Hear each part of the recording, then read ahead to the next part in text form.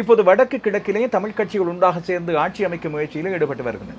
இதில் தமிழரசு கட்சி ஒரு விடயத்தில் மிக தெளிவாக இருக்கிறது. ஒவ்வொரு சபைகளிலும் அதிக ஆசனங்களை பெற்று மக்களது அதிக வாக்குகளை பெற்ற கட்சிக்குத்தான் அங்கே ஆட்சி அமைக்க முன்னுரிமை வழங்கப்பட வேண்டும். அது ஒரு தமிழ் கட்சியாக அமைய வேண்டும்.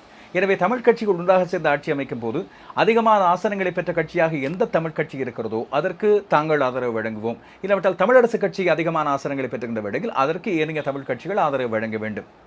இதிலே தமிழ் கட்சிகளின் ஆதரவை பெற்றுக்கொண்டு இல்லாவிட்டால் அதிகமான ஆசனங்களை பெற்றுக்கொண்ட வேளையில் தாங்கள் ஆட்சி அமைப்பதற்கு தமிழ் கட்சிகளின் ஆதரவை மட்டுமே கூறியிருப்பதாகவும் தேசிய மக்கள் சக்தியோடு அரசாங்கத்தின் ஆளும் தரப்போடு எந்த வகையிலும் கூட்டு வைத்துக் கொள்ள சாத்தியமில்லை என்பதை தெளிவுபடுத்தியிருக்கின்றனர் சுமந்திரன். இந்த பேச்சுவார்த்தைகள் இடம்பெற்ற வேளையில் சுமந்திரனின் பெயர் அடுத்து வரப்போகின்ற மாகாண சபை தேர்தலில் வடக்கு மாகாண முதல்வர் வேட்பாளராக தமிழரசு கட்சியினால் பிரேரிக்கப்படும் என்ற செய்திகள் வெளியாகியிருந்தன.